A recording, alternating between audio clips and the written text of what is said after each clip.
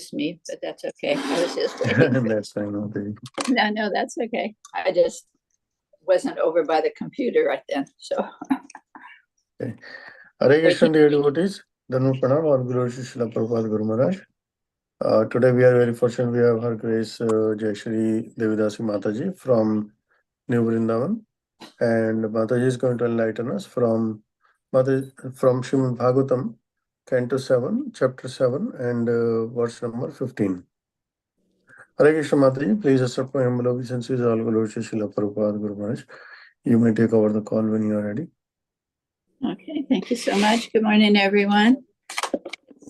So nice to be here again. And if I could ask people to mute, that would be good. All right, I woke up quite sick. I don't know. I was outside watering the plants around the temple and just developed, I didn't realize it was so cold out. Anyway, if I start coughing, you'll understand why.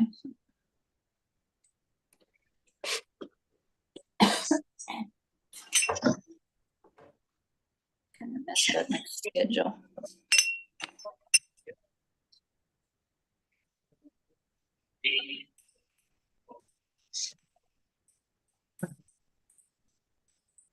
Jaya Radha Madhava Kunja Vihari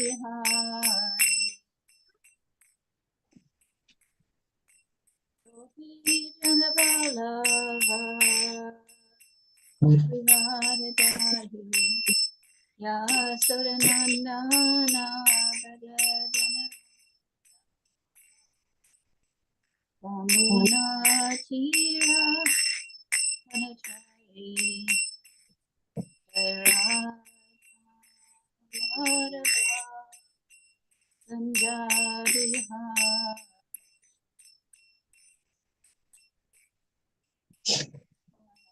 Hare Krishna, Hare Krishna, Krishna Krishna, Hare Rama, Hare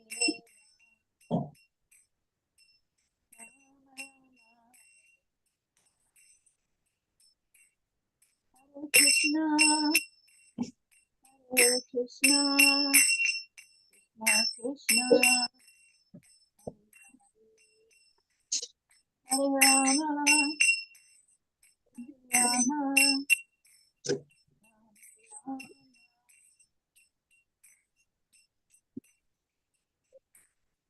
Haribo, Haribo,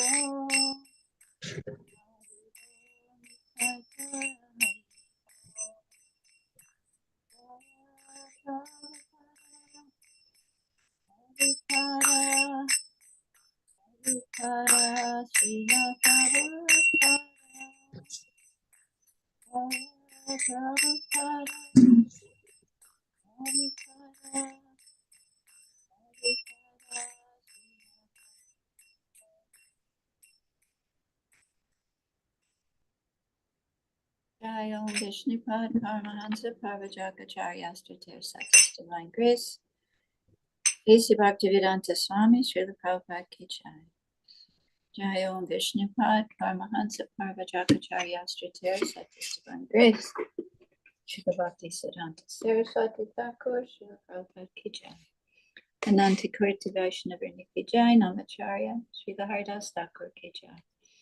Prem Sri Kaho Sri Krishna Chaitanya Prabhu Nityananda Sri Advaita Gadadhar Srila Siddhi Gaur Bhaktivinoda Ki Jai.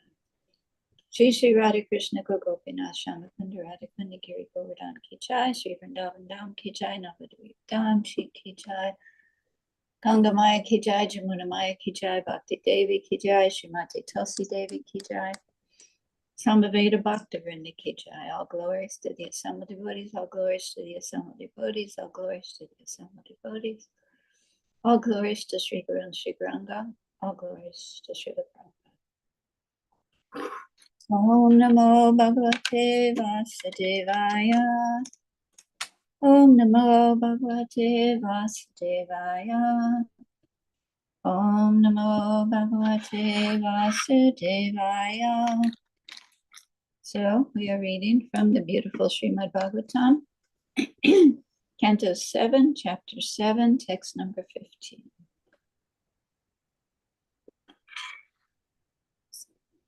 Rasika, are you going to do the Sanskrit?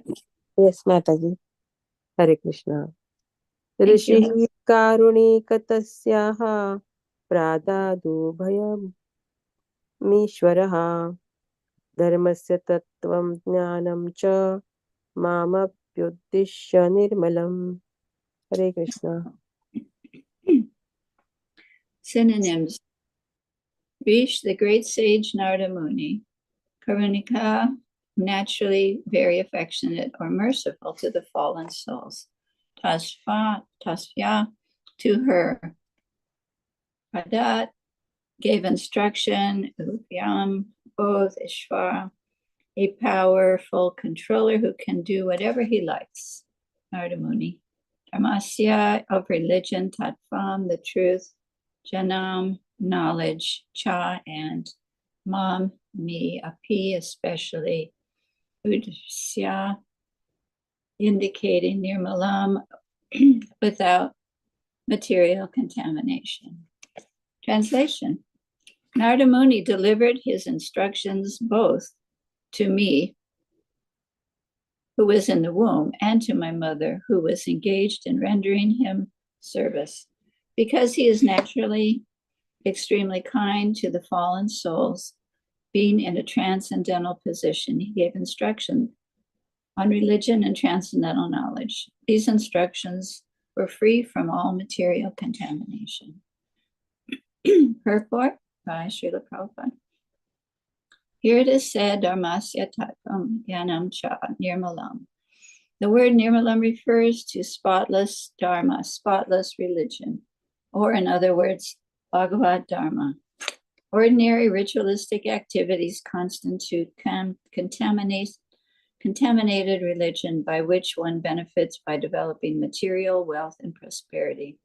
But uncontaminated pure religion consists of understanding one's relationship with God and acting accordingly, thus fulfilling the highest mission of life and returning home back to Godhead.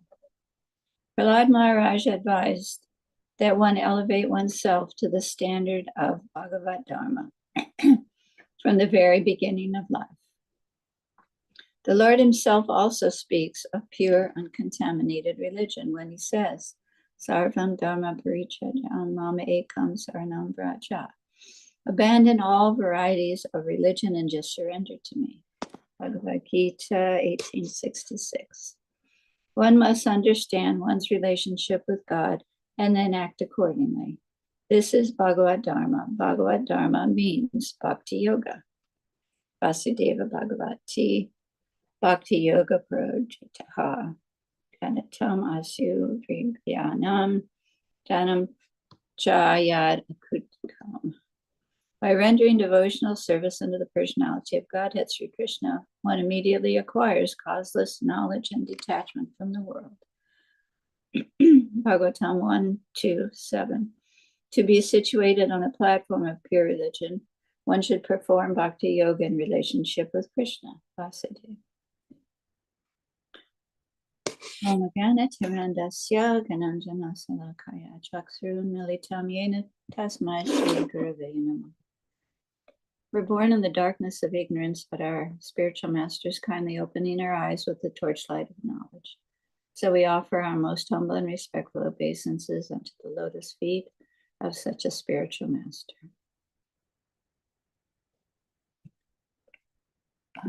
1 second, I have to turn something off this way.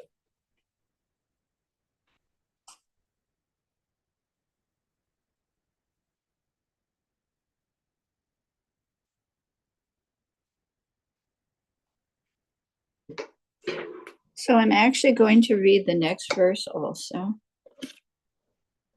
So 7:7:16. Because of the long duration of time that has passed, and because of her being a woman, and therefore less intelligent, my mother has forgotten all of those instructions. but the great sage Narada blessed me, and therefore I could not forget them. Purport. In Bhagavad Gita 9:32, the Lord says, Mam hi prata avyas prita yepi sriya papa yena strito vyasi tata sutras tepi yati param gati. O son of Prita, those who take shelter of me, though they be low-born women, Vaishyas, merchants, or Sudras, workers, can approach the supreme destination. The word Papayoni refers to those who are less than Sudras. But even though a woman may not be a Papayoni because of being less intelligent, she sometimes forgets devotional instructions. For those who are strong enough, however, there is no question of forgetting. Women are generally attached to material enjoyment, and because of this tendency, they sometimes forget devotional instructions. But if even a woman practices devotional service strictly according to the rules and regulations, the statements by the Lord himself that she can return to Godhead is not at all astonishing. One must take shelter of the Lord and rigidly follow the rules and regulations. Then, regardless of what one is, one will return back to Godhead, home, back to Godhead. Prahlad Maharaj's mother was more concerned with protecting the child in the womb and was very anxious to see her husband return. Therefore, she could not consider very seriously the sublime instructions of Narada Muni.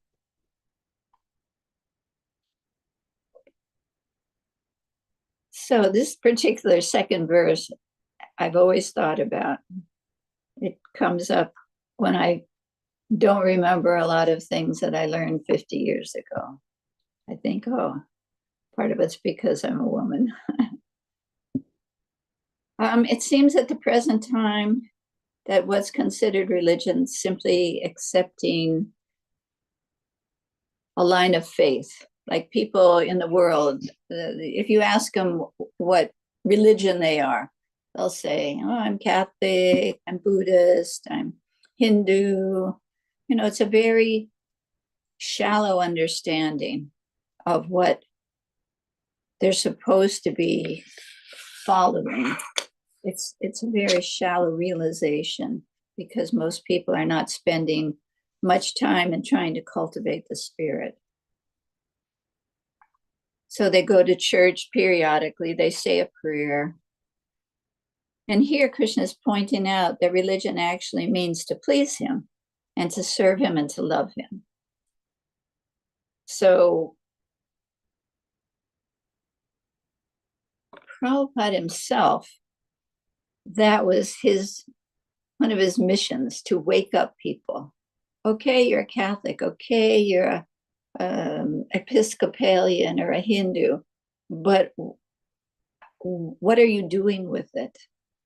Are you just using it as another means to gain material prosperity? So he was always putting forth devotion to the Lord. It's not how many rituals we can perform, which is where people don't understand. Oh, I go to church once a week, or I read the Bible, which is, I mean, all these things are, I do anything in the line of their faith. There's certain specific faith. But what's their intention? The ritual in itself, even for us, you know, we can go on the altar and okay, I have to ring the bell at this hand and this many circles around, different parts of the body. You know, if we don't realize and remember that we're actually trying to develop love and devotion through these activities, we've kind of missed the point.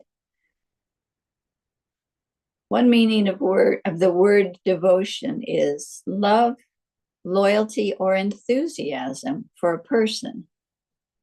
That's what devotion means, according to the dictionary. So we had different teachers. Prabhupada is, of course, one. We see in the case of Lord Chaitanya and the inhabitants of Vrindavan, they had such enthusiasm, loyalty, and love for Krishna that when he wasn't with them, they were devastated. And thus the instruction by Krishna in the Bhagavad Gita to give up all varieties of religion and surrender to me.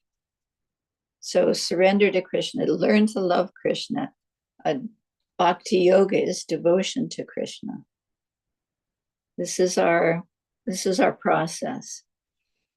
Sure, we have to chant 16 rounds. This is our obligation if we're initiated. But those 16 rounds are also not supposed to be mechanical. They're supposed to be consciously done with intent to find Krishna, to love Krishna, to be with Krishna, to serve Krishna, to go back to Godhead too. We want to develop that depth of devotion. So it's not, I mean, enthusiasm is a very important thing in our line. Enthusiasm to serve, enthusiasm to be with the devotees, enthusiasm for hearing, for remembering, for worshiping, for enthusiasm propels us forward because we're kind of stuck in the mud of material consciousness. You know, the conditioned soul isn't liberated. He's one of the examples I remember, it's like the shore of the ocean. Sometimes it's covered by water, sometimes it's not. Sometimes we're somewhat Krishna conscious, sometimes we're not. We're in that conditioned stage of life. So that enthusiasm keeps us coming back to the point where we can be thinking of Krishna and developing that desire, deeper desire for loving Krishna, serving the devotees. I remember there's a beautiful book, The Glorious Life of Narottam Das Thakur by Sitala. And Narottam Das Thakur went to Navadvip, and the place was devastated. When he got there, he had this amazing realization of the Sankirtan movement going by him and the chanting and Lord Chaitanya dancing. And he was just totally caught up in that pure devotion that was emanated by the Lord and that Sankirtan movement at the time. So he went to Jagannath Mishra's house, and then he realized, wow, I'm at Jagannath Mishra's house, and the devotees are going by with Lord Chaitanya, and he yelled out, wait for me, wait for me. And as soon as he said that, I'm just going to read from the book. But the moment he uttered these words, the scene transformed. The joyful devotees disappeared. The chanting dissolved on the breeze. What had been a bustling town a moment before now appeared to be desolate, as if enveloped in the darkness of a moonless night. Narottam gasped. He was rooted on the spot. Solemn villagers passed him as he stood paralyzed, a crushing realization dawning. My cruel eyes have deceived me. What I saw a few moments ago must have been the joyful Nadia of Mahaprabhu's time, and now I see the terrible reality. This is a town of ghosts in his absence. And it goes on to say how he was just so mortified. So this is, I don't know if paradoxical is the word, but we're trying to find Krishna. We're trying to develop that love for Krishna. But in that developing the love for Krishna, in that union, somehow or other, the separation is higher, because that longing And you can't have that separation unless you are on the platform where you actually have that love and that longing. And in the Krishna book, we see the gopis were doing the same thing. In chapter 35, when Krishna went to the forest with his cowherd boyfriends, the gopis didn't physically take part, but their hearts went with them. And because their hearts went, they were able to enjoy his company through strong feelings of separation. To acquire a strong feeling of separation is the teachings of Lord Chaitanya and his direct line, the 6 Goswamis. When we are not in physical contact with Krishna, we can associate with him like the gopis through feelings of separation. Krishna's transcendental form, qualities, pastimes, and entourage are all identical to him. There are different kinds of devotional service. Devotional service to Krishna and feelings of separation elevates the devotee to the highest perfectional stage of the gopis. So it's unusual, but that love that we're actually trying to develop is tested by that feelings of separation when we don't see the Lord's service in front of us. It's kind of a good marker of test. We see Lord Chaitanya, it was the same thing. That was his example. He was running, always running after Krishna. They had huge kirtans at night. So much, they'd stay up all night. And then later on in Lord Chaitanya's pastimes, and this is in Antya Leela 14, when Sri Chaitanya Mahaprabhu felt separation from Krishna, his condition exactly corresponded to that of the gopis in Vrindavan after Krishna departed for Mathura. The lamentation of Srimati Radharani when Uddhava visited Vrindavan gradually became a feature in Chaitanya Mahaprabhu's transcendental madness. Sri Chaitanya Mahaprabhu's emotions exactly corresponded to the Srimati Radharani when she met Uddhava. The Lord always conceived of himself in her position and sometimes thought that he was Srimati Radharani herself. In such a state of transcendental madness, why is it difficult to understand? When one is highly elevated in love for Krishna, he becomes transcendentally mad and talks like a madman.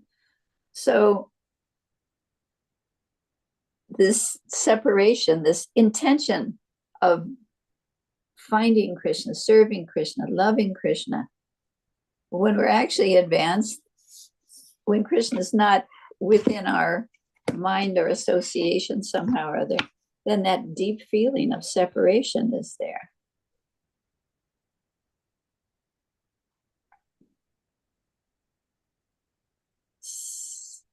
So this second verse, because of the long duration of time that has passed and because of her being a woman and therefore less intelligent, my mother has forgotten all of those instructions. But the great sage Narada blessed me, and therefore I could not forget them. So we see in our movement, in some places there is a controversy. There are the right wing, the left wing, women are less intelligent, so they shouldn't do certain things in devotional service. They shouldn't be any kind of leader. They shouldn't give class. Some places, again, the kirtan, it's kind of taking it to the extreme. But we see that that's not what's said here. So Krishna says, O son of Pritha, those who take shelter of me, though they be low-born women, Vaishyas, or Sudras, can approach the supreme destination. Now, if we remember, the Bhagvatam says, everyone is less than Sudra in this age. That's what it says. So we see that the bodily designation definitely has its place. there's the social order of life. Definitely, Prabhupada kept that in place. But at the same time, when a living entity in a female body is actually advanced spiritually, then they should be seen as such. Like if you call certain older devotees women Mataji, they don't like it at all, because you're designating them as just their body. Whereas Srila Prabhupada maybe every once in a while said something about Mataji, but he called them Prabhus. He called the female disciples Prabhus. So we want to be careful. We want to be careful. Okay, women are less intelligent. Okay, they may forget spiritual things. But it depends who they are and where they're situated. I looked up Papayoni. Papayoni means sinful species of life. And here, Prabhupada says, the word Papayoni refers to those that are less than Sudras. But even though a woman may not be a Papayoni, because of being less intelligent, she sometimes forgets devotional instructions. So, I mean, for myself, I definitely see that. I mean, the body definitely, I don't want to say controls what we do, but it's definitely there and has to be dealt with. And if we have a woman's body, it definitely has certain characteristics and frailties, and that's definitely the reality. But, and I can't find the letter. I think it's one of the letters that got stolen when I had my letters in my book one time in LA. But Prabhupada said that I was very intelligent, and I'm not intelligent on material platform. I'm not someone that's going to be a rocket scientist, even though I'm a woman. There are women that do that kind of thing. But I believe his pointing out that I was intelligent was basically on the platform that I understood who he was. I understood who Krishna was, and the transcendental platform somehow or other I was able to grasp. So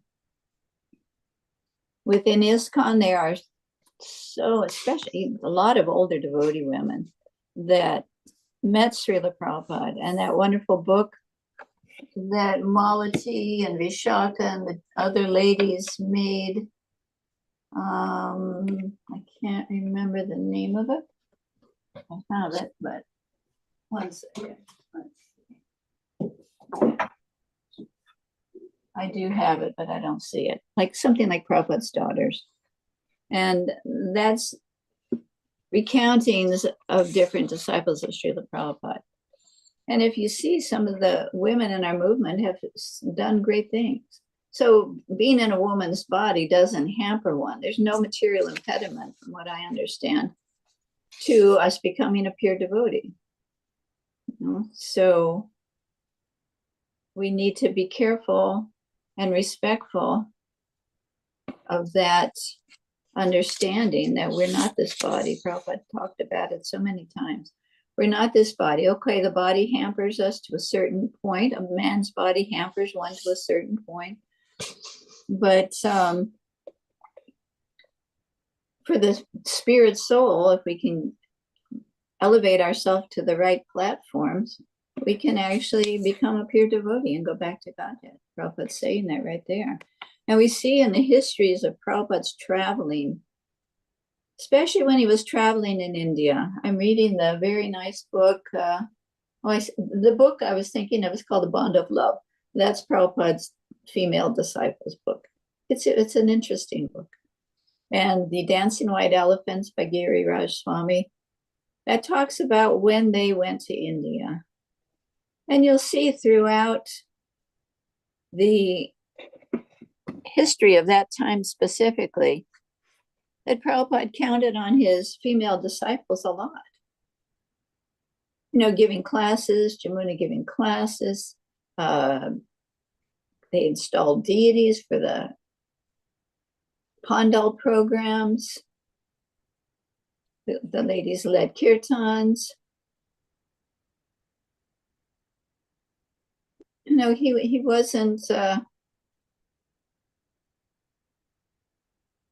He wasn't discriminating in a negative way. He was encouraging all the different living entities to do as much as they can. And that's kind of what our preaching is meant to do. Our preaching is to enliven people, to inspire them to pick up their life.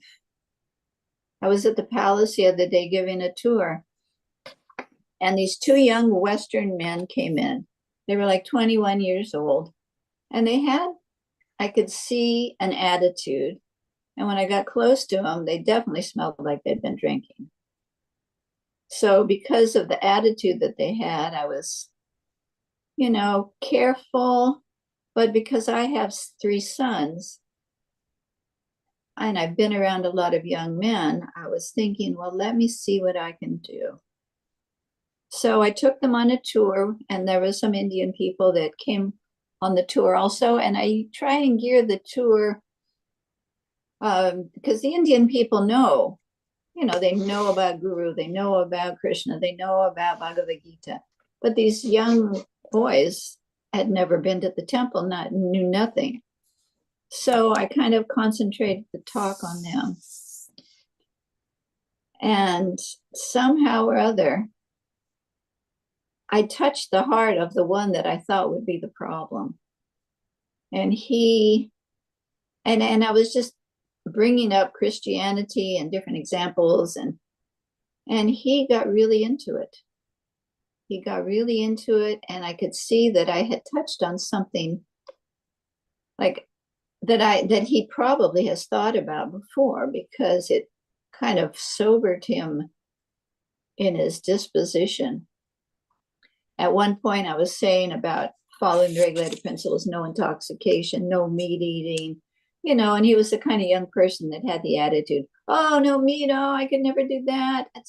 And he looked at the other guy and they laughed, and and I said, no intoxication. And I was like, oh. But once we got into it and he started really understanding what I was saying, he really got into it, and he started asking a few deep questions, actually. And one of them that I answered, I could see that it hit him so hard that he had to kind of move away from the conversation.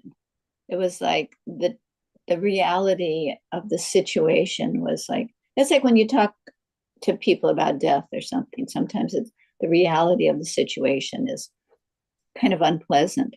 But anyway, so when they went down to the temple,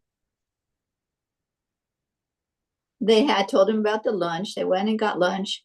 And when I talked about the no meeting, it was like, oh no, God, I could never do that. They were laughing. And so when I went down to the temple about a half an hour later, they had just served lunch, and there were the boys in the courtyard. And the dosa man was making dosas. So I noticed that they both had a dosa.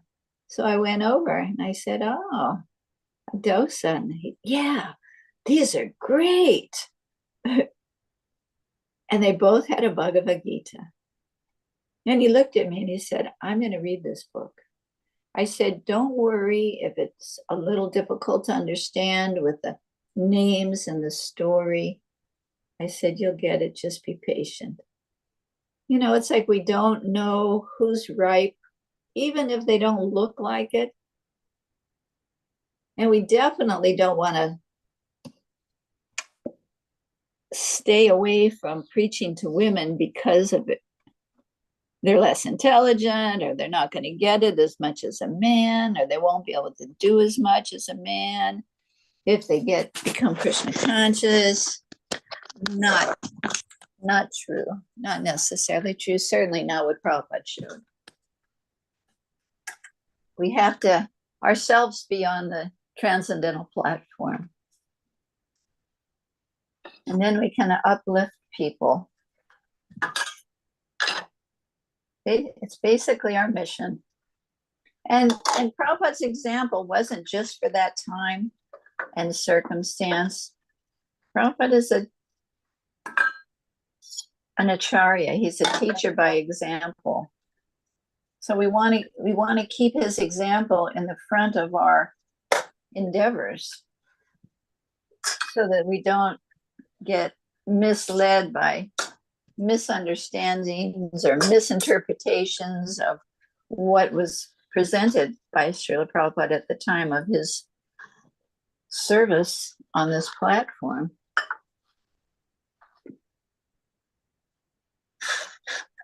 Look at the things some of these people have done in women's bodies. You have Malati, she's just like a warrior. She's just all over the place, preaching classes, programs, setting up and maintaining spiritual enthusiasm in different centers. She was the GBC. You know, she's done a lot of things. And then you have Cookbook Jamuna. You know, she didn't stay in India. She went to Saranagati and she lived with Dinatarani. They built a house. But if you've ever been to the house that they built, which by the way was just in the fire, there were huge, and some prayers would be nice if you have time. The fires in Saranagati were in their valley this time. They've never been in their valley before. There's always been fires in their area. My son lives there. And he sent me a message and had some pictures. You just can't imagine the scope of the fires. They are surrounded by mountains, and coming over the mountains are this huge roaring fires for miles in front of you. It's like you couldn't hardly talk. The sound of the fire was so loud. And they all had to flee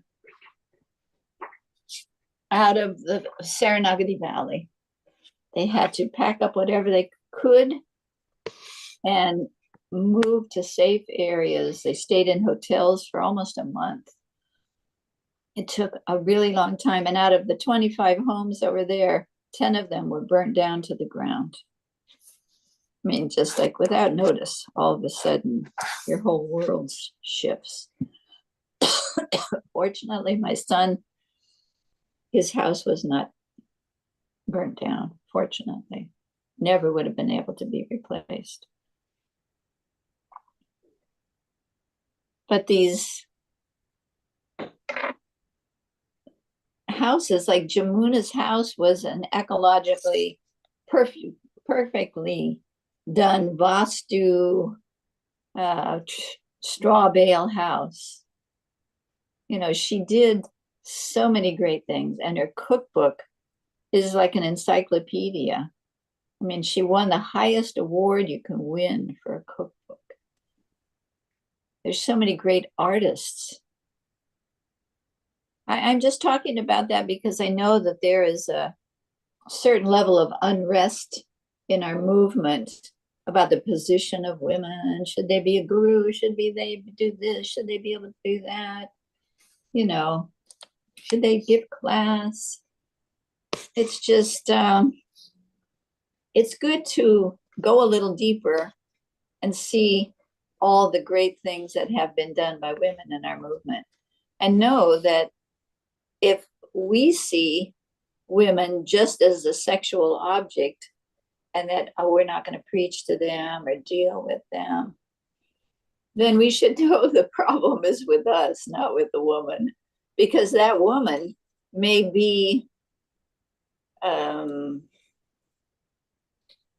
Jamuna or another Urmila you know, some hippie girl could be the next great preacher, or, we want to give everyone the chance. And it's true. I mean, it says it here. Women are less intelligent, okay. But that doesn't mean they have no intelligence. It doesn't mean they're stupid. We don't want to put the negative connotation. You won't see Prabhupada putting negative connotation on any of the things that he says. Prabhupada was such a great person. I mean, who could compare with Srila Prabhupada and his qualities and the depth of his realizations and his knowledge? I mean, we may be able to memorize different scriptures and know the different verses and rattle them off, and that's wonderful. I am definitely not in that category, as I'm sure you know. But the depth of Prabhupada's realization, where he was situated, that is not easily attainable. That's not a material quality. Prabhupada was situated at the lotus feet of Krishna.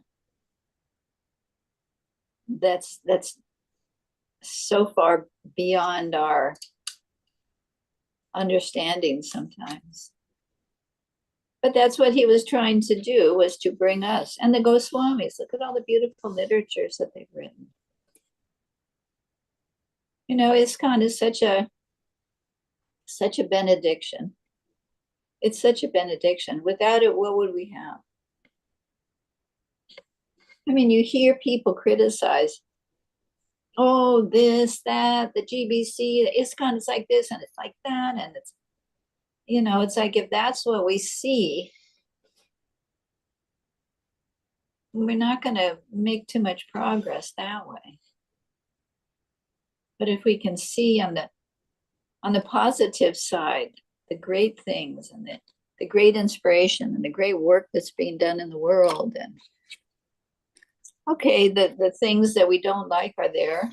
Sometimes people have the wrong attitude, or there's fighting, or it's things we don't understand.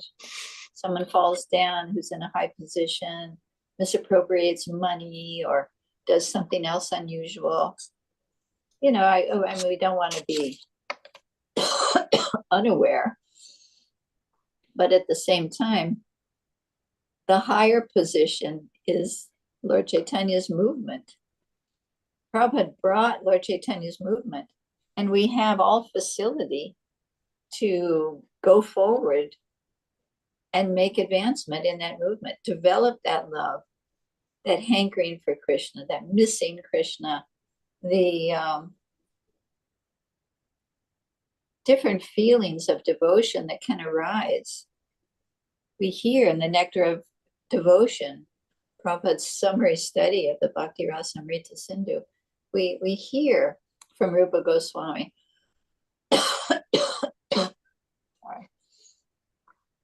the different qualities of devotion. Sorry, I gotta get a cough drop. We see examples of devotees that have, Prabhupada talks about Madhu Mangal, or this gopi or that gopi, or this queen or this friend of Krishna. So it's just so inspiring. And being a woman, and being of the little intelligence that I have on so many platforms, and little ability that I have, somehow or other, Krishna's always given me the opportunity to do some kind of service and have different realizations. And we may not get to the point where we thought we might have gotten to when we were first starting out. We used to call it PDS, Pure Devotee Syndrome. When we first start into devotional life, we think, oh, certainly in the next few months, I'm going to become a pure devotee and see Krishna everywhere. And my hairs are going to stand up on my body, and I'm going to feel quivering. It's like sometimes that wonderful first taste of devotional service is so inspiring. We're not sure where we're going to go or how, But it's not always like that. I mean, we do see people in our movement that have obviously reached beautiful platforms of devotion. And some of them are not even well known. Some of them are not our, I don't want to say rock stars, but are rock star devotees that everybody knows their name. And yes, this Swami, that person, they're certainly a pure devotee. It may be some of these other people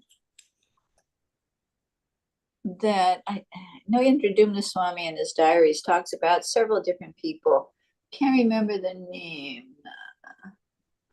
Anyway, one was doing a lot of preaching in Florida, in Miami, and one was doing programs in Africa, going, taking prasadam, preaching to the Africans, the tribal people, going to the dangerous areas.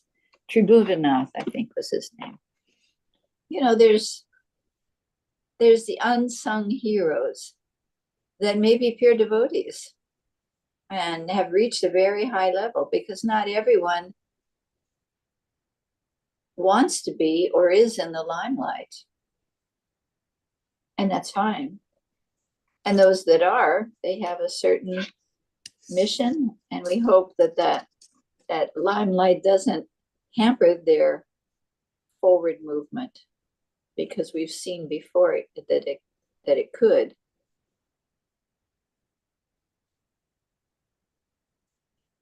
Prabhupada one time, I remember many years ago, probably 48 years ago or something, there was a letter from Srila Prabhupada about a sannyasi that had fallen down. And Prabhupada mentioned that it was partly the fault of the devotees, because they were exalting them so much and, making it that they were some kind of rock star, some kind of perfect devotee. And they weren't. They were doing well, and they were certainly inspiring, and they were wonderful. But if that pride develops, we see when Krishna left with the gopis, and then he left the gopis with Radharani, and then he left Radharani. And what was the reason? Pride. She was thinking, oh, no, I must be special. Krishna's with me alone. And then Krishna left. So that pride of being someone special or having a certain position is not to our advantage. It's not going to inspire that love and devotion within, and maybe not inspire Krishna's mercy also.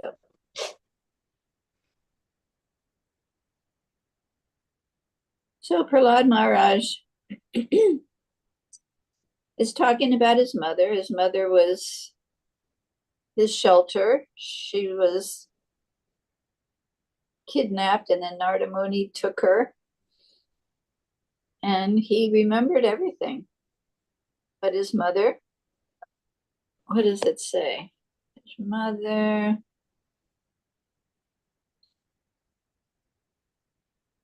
because of her being a woman and therefore less intelligent, my mother forgot all those instructions.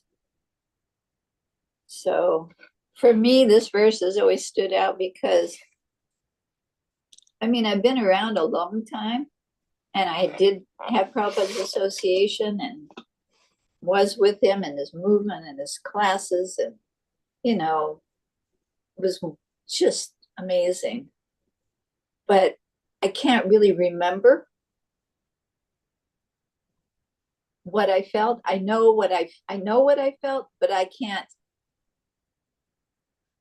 feel what I felt when Prabhupada was here.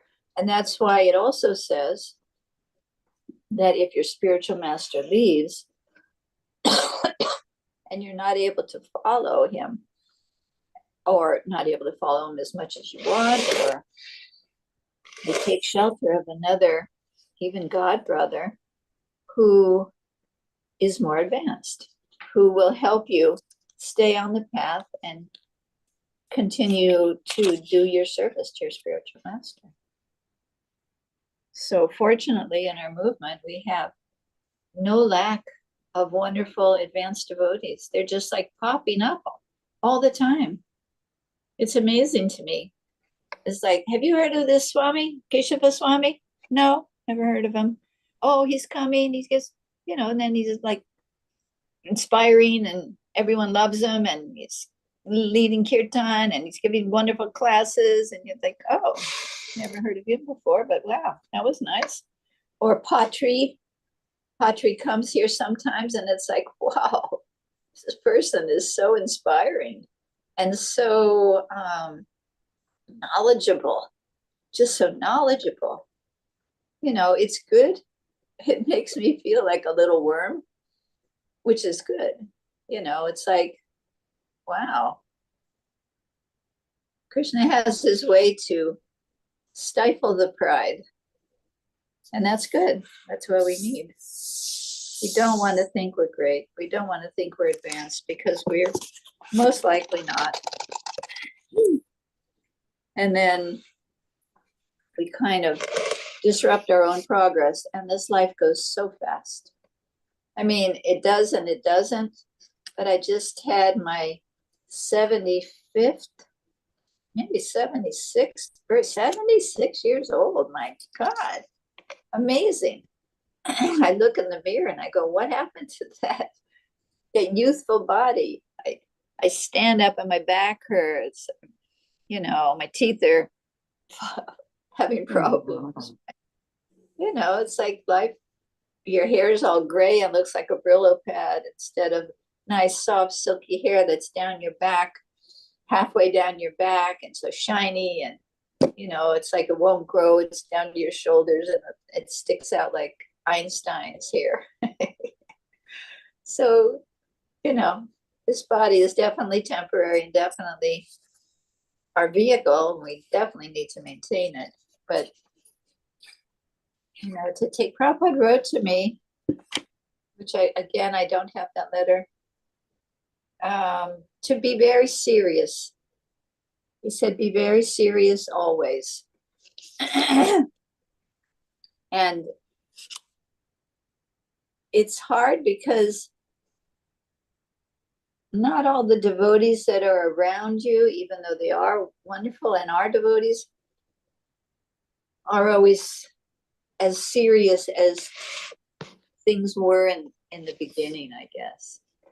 There was no question that I ever remember of anybody listening to a radio or watching TV or a movie, or we didn't even drink juice, nothing from outside, nothing. I remember one time, some years, maybe I'd been a devotee for 2 years or 3 years in Hawaii. And someone gave me like $20 or something, $10.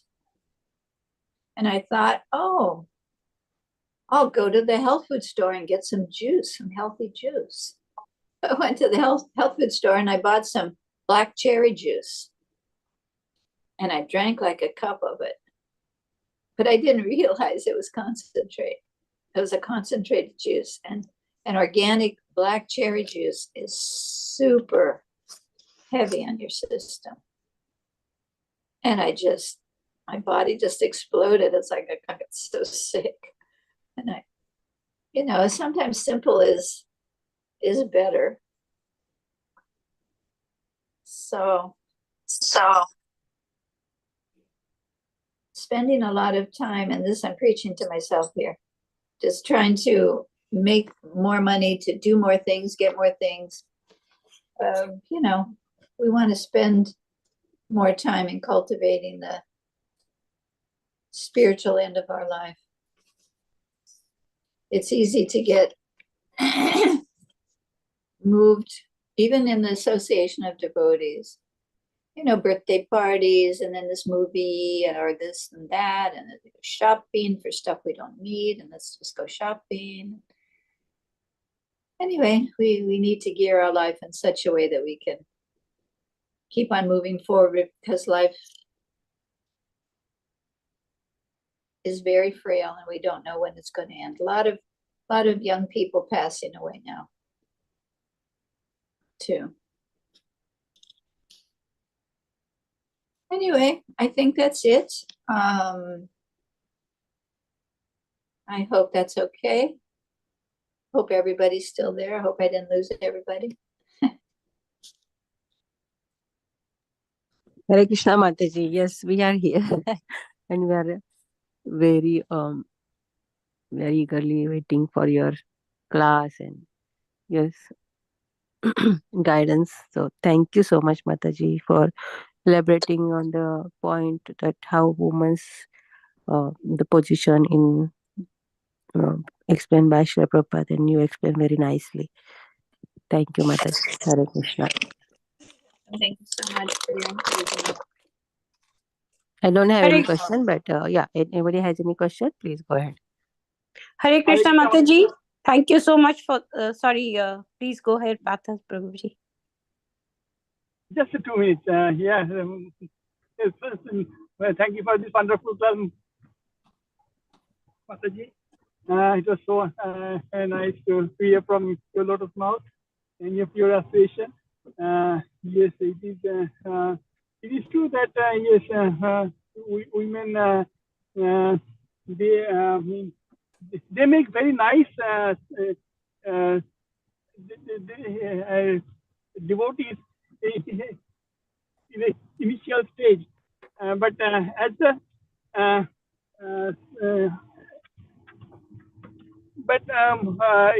devotion, progress in devotional service also requires knowledge.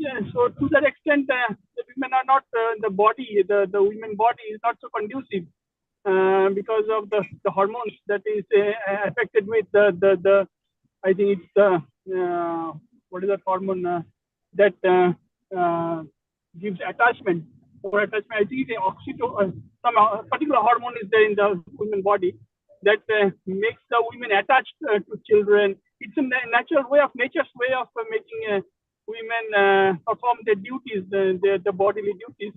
It is correct. So a certain and the detachment doesn't come by itself. It has to come through attachment with Krishna. But at the same time, the women actually we are. I mean, as the sadhaka progresses, he more and more realizes that it's the women, the quality of the women that in the Bhakshalya Ras and the Madhurya Ras, and that makes the sadhaka's sadhana blissful and his purification more intense. So what if one sadhaka is a sadhaka has to come to a level of purification? He has to a man's sadhaka, a sadhaka in a man's body has to forego that purusha enjoy propensity and has to imbibe the Sri service mentality, and that will only make him perfect. And of course the gopis, that is why the gopis are the most pure devotees, and we compare we benchmark our devotions with the gopi Padakamala Dasana Das. So we say, let me be the Dasana Das of the gopis, or the yes, and also the most jnani, the Uttava. Krishna sent to Vrindavan to taste how the bliss of how the gopis were serving Krishna, even in Vipralamba, even in separation. So that speaks volume. I mean, more and more the sadhaka goes up, and unless he develops that the womanly qualities, his sadhana will not be fulfilled. I mean, it will not be. It will not get the purification. The level of the sadhana that will make him blissful. That's my small realization, Mataji, and thank you for your kind assistance. And please continue to bless us more and more with your.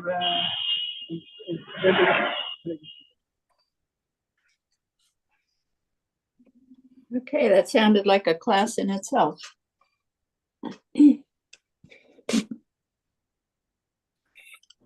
Sorry, Mataji, I didn't want to mean that. I mean, just thought sort of these points were revolving around in my mind for a while, and it was an opportunity to sort of sharing. Okay, anyone else have anything to add or subtract or? Thank you, Mataji, for a lovely class. Thank you so much. Hare Thank Krishna. you. Thank you. Hare Krishna. Thank you for inviting me.